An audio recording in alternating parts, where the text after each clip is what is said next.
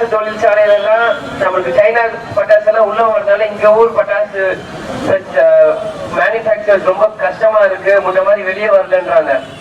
ஏன்னா இந்த விருதுநகர் தொகுதி முழுவதும் பட்டாசு தொழிலை நம்பியே உழைக்கிற மக்கள், அதுவும் திறமைசாலியான மக்கள் இங்க இருக்காங்க. அவங்களோட வேலை வாய்ப்பு எல்லாமே பட்டாசு இந்த பேரியம் நைட்ரேட் இல்லாதனால முடங்கப்படுது. இது எல்லாத்தையுமே கொண்டு வர்றதுக்கு உங்களுக்கு ஒரு நல்ல வேட்பாளரா வேணும். அந்த வேட்பாளரா நீங்க அஇஅதிமுக தேமுதிக சார்பாக உங்கள் விஜய பிரபாகர், உங்க தம்பி, உங்க வீட்டு பிள்ளை எனக்கு வாக்களித்தீங்கன்னா நிச்சயம் உங்களுக்கான குறைகள் எல்லாமே உங்களோட குரலா பாராளுமன்றத்துல என் குரல் இருந்து ஒழிக்கப்படும். இன்னைக்கு ஆளுங்கட்சி ஒரு திமிர்ல இருக்காங்க, இந்த மாதிரி காசு கொடுத்து ஜெயிச்சிடலாம் அப்படின்னு. நீங்க பாருங்க, என்னைக்காச்சும் எந்த கட்சி காலையில பிரச்சாரம் வருமானு பாருங்க, யாரும் வரமாட்டாங்க. சூரியன் போனதுக்கு அப்புறம் தான் எல்லா பிரச்சாரத்துக்கு வருவாங்க. நீங்க எல்லாருமே சிந்திக்கணும், எந்த கட்சி உழைக்கிறாங்க நியாயமா, யாரு ராத்திரி நேரத்தை சும்மா போக்கஸ் பண்ண வராங்க மக்களுக்கு உங்களுக்கு தெரியணும். வெறும் காசுக்காக ஓட்டு போட்டு போட்டு என்ன சாதிச்சு 10 வருஷம் எப்படியாவது எல்லா மக்களும் செஞ்சார். சிந்திக்கணும். நீங்க ஒரு இளைஞரா நான் உங்களை நிக்கிறப்ப ஒரு வாய்ப்பு கொடுக்க நான் கேட்கிறேன். கொடுத்துட்டு நீ செக் பண்ணல எப்படி ஒரு வேலையை பாக்குற என்னன்னு கொடுக்கறதுக்கு முன்னாடியே யோசிக்காதீங்க. அதனால அனைவருமே முறைச்சு கொடுங்க.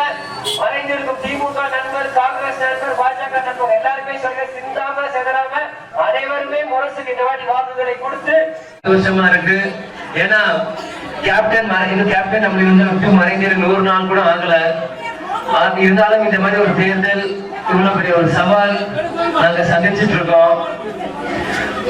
எத்தனையோ துக்கங்கள், துயரங்கள் எனக்குள்ள உள்ள குமரிட்டு இருந்தாலும் அது எல்லாருமே அடக்கி இன்னைக்கு ஒரு முன்னாடி சிரித்து வாக்குகளை கேட்டு என்னை விருதுநகர் பாராளுமன்றத்தை வெற்றி பெற்று கொடுக்கணும் அப்படின்னு தாழ்மையோட ஏன் கேட்கிறேன்னா,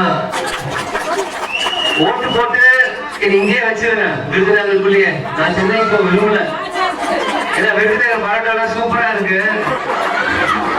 அதனால இங்கே அப்பாவுக்கு பரோட்டா ரொம்ப பிடிக்கும். விருதுநகர் பரோட்டா சூப்பரா இருக்கு. சென்னையில கொஞ்சம் காஸ்ட்லியா இருக்கு, இங்க நல்லா இருக்கு, சீப்பா இருக்கு, சூப்பரா இருக்கு. அதனால இங்கே நீங்க வச்சுட்டீங்கன்னு வச்சுக்கோங்க, உங்களோடய நான் இருந்துருவேன்.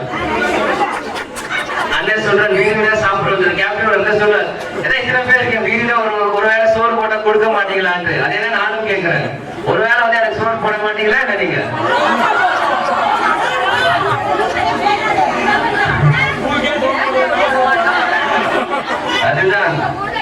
செய்திகளை உண்மைத்தன்மையுடன் உடனுக்குடன் தெரிந்து கொள்ள தி கிரேட் இந்தியா நியூஸ் சேனலுக்கு சப்ஸ்கிரைப் செய்து எங்களுடன் இணைந்திருங்கள் எப்போதும்.